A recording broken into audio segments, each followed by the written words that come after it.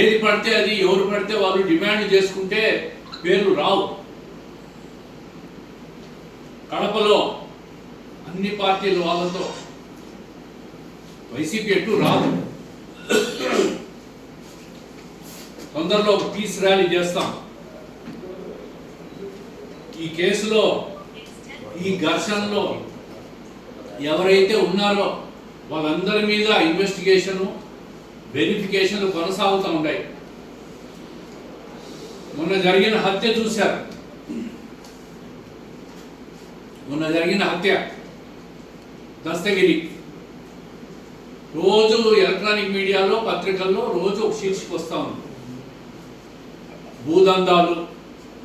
ఈరోజు కొత్తగా జగన్మోహన్ రెడ్డి గారి మేనమామ రవీంద్రనాథ్ రెడ్డి పేరు, నిన్న బండి నిత్యానంద రెడ్డి పేరు,